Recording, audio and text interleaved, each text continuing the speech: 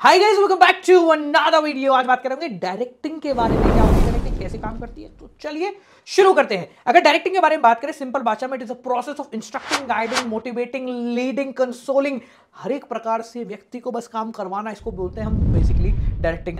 बात करें sir directing की इंपॉर्टेंस क्या है, तो भाई सबसे पहले ये एक्शन को इनिशिएट करता है। इससे पहले किसी प्रोसेस में एक्शन नहीं थे, यहां से ही एक्शन जो है स्टार्ट किए गए हैं। सेकंड चीज, ग्रुप एफर्ट को इंटीग्रेट करता है। देखो बहुत सारे लोग काम कर रहे हैं पर सब एक जैसा काम करें, इसके लिए उन्हें डायरेक्ट करना जरूरी है, उन्हें गाइड करना जरूरी है, उन्हें इंस्ट्रक्ट करना जरूरी है, उन्हें मोटिवेट करना जरूरी है, और ये सारे काम तो हम डायरेक्टिंग में करते हैं। थर्ड, ये गाइडलाइंस प्रोवाइड कराता है, ये गाइड करता है आपके एम्प्लॉइज को कि भाई ये कर ले, ये ना कर, ये कर ले, ये ना कर।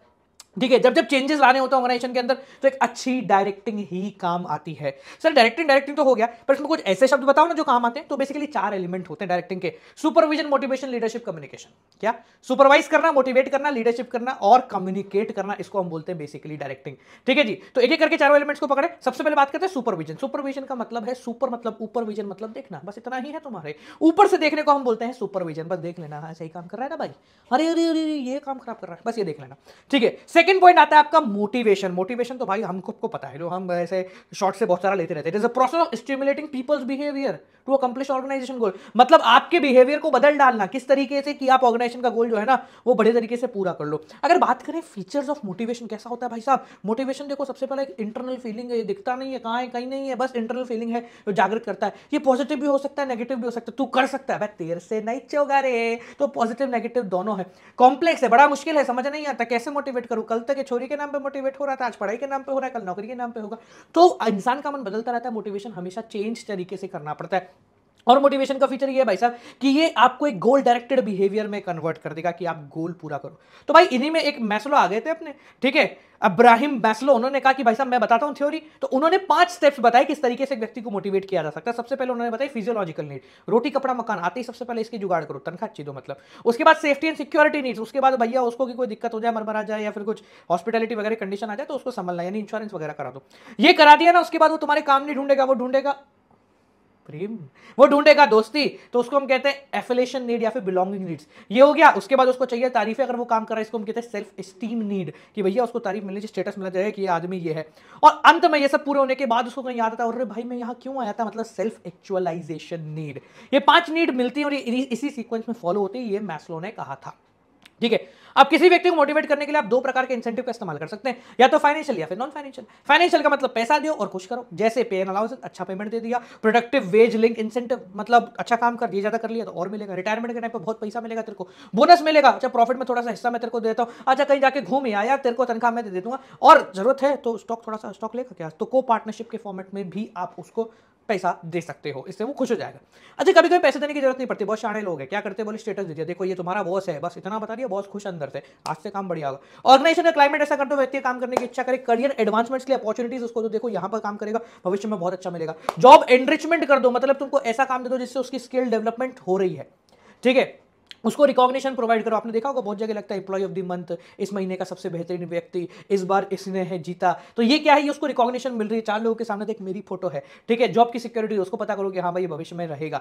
ठीक है, और साथ साथ में उसको पार्टिसिपेशन कराओ अपने डिसीजन में। तो ये हो गया भाई मोटिवेशन। अब मोटिवेशन के बाद तीसरी चीज आती है, इसको हम कहते हैं leadership. What do you mean by leadership? तो थोड़ा सा बड़ा है, इसलिए थोड़ा 1 मिनट और लंबा जाएगा। लीडरशिप के बारे में बात करें तो लीडरशिप सबको पता है कि एक लीडर, देखो यहाँ पर हम मैनेजर नहीं लीडर के बारे में बात करें। Every manager is a leader but every leader is not a manager. बात करें लीडरशिप कैसी होती है साहब, बढ़िया होती है, कैसी होती है, तो क्या इंपॉर्टेंस है, तो ये आपको पॉजिटिवली कंट्रीब्यूट करने मदद करती है। वो व्यक्ति आपके क्लास के मॉनिटर के बारे में सोच लो, आपके ग्रुप के हेड के बारे में सोच लो। ठीक है, ये आपको कॉन्फिडेंस प्रोवाइड करती है, आपको कोई दिक्कत होती है तो आपको संभाल देती है, कोई भी कॉन्फ्लिक्ट होता है तो उसको सुधारने का काम करती है। 3 प्रकार की लीडरशिप स्टाइल आप लोगों ने देखी होंगी। पहली होती है ऑटोक्रेटिक, जिसके अंदर लीडर बोल रहा है बाकी सब सुन रहे हैं। ऑटोक्रेटिक जो है ना, ये वहां चलती है जहां पर ज्यादा टेक्निकल काम नहीं होता, रे साफ कर, कैसे भी कर, मुझे नहीं पता, करते। ऑटोक्रेटिक, बॉस सेंटर लीडरशिप कहते हैं भाई इसको।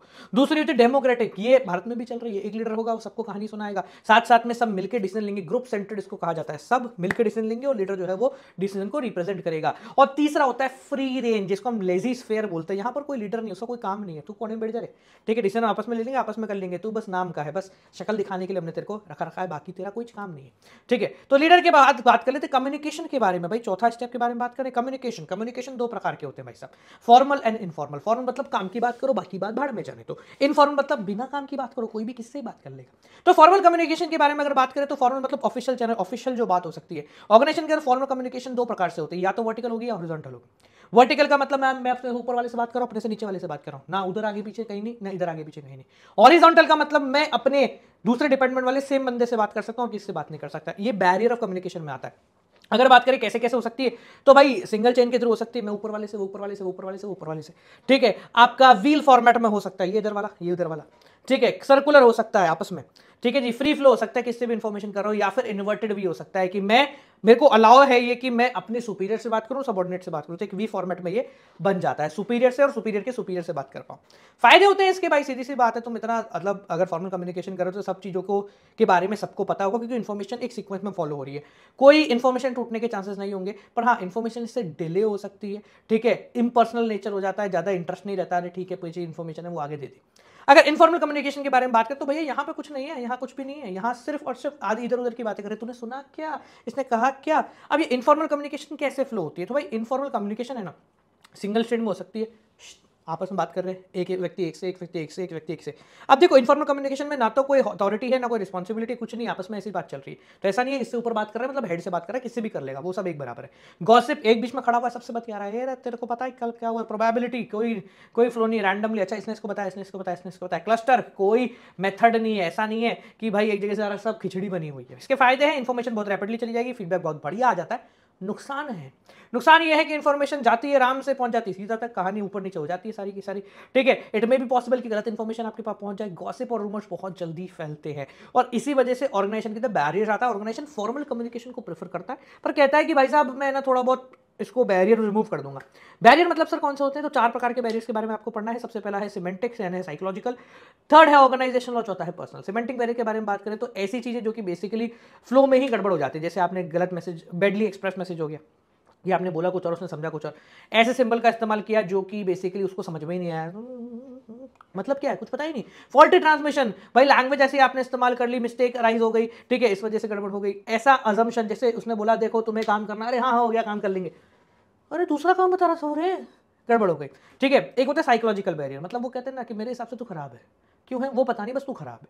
तो अब मेरे सामने तू खराब है तो तू कुछ भी बोलेगा मैं उसको खराब ही मानूंगा। जैसे प्रीमेच्योर इवैल्यूएशन, ठीक है, आपने पहले ही सोच लिया अरे यार ये तो मेरे बुराई बोलेगा, अटेंशन नहीं दे रहे, हाँ रे रोजी बोलता रही, क्या ही करे इसका, ठीक है। तीसरा ट्रांसमिशन, ये मतलब पूरा अटेंशन हो रहा है, मतलब बेसिकली इधर से इसके पास इसके बाद इन्फॉर्मेशन की कुछ पता ही नहीं, विश्वास ही नहीं, तू तो मेरा भला चाह ही नहीं सकता, चाहे कुछ भी हो जाए। ऑर्गेनाइजेशन बैरियर, कभी कभी ऑर्गेनाइजेशन आपके सामने बैरियर खड़ा कर देती है। पॉलिसी ऐसी बना दी भाई साहब की एक व्यक्ति एक से बात कर सकता है, रूल्स एंड रेगुलेशन ऐसे बना दी, स्टेटस हो गया तू ऊपर वाले से बात नहीं कर सकता है।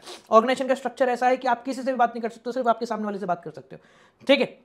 एक पर्सनल बैरियर्स भी होता है। पर्सनल बैरियर्स मतलब कि भाई मैं अपने बॉस से बात नहीं कर सकता, तो fear to challenge to authority से बात करने में, ठीक है। कॉन्फिडेंस नहीं आता है, ठीक है। अनविलिंगनेस टू कम्युनिकेट, अरे रहने दे रे यार मैं कुछ बोलूंगा फिर वो उल्टा ही समझ लेगा, ठीक है।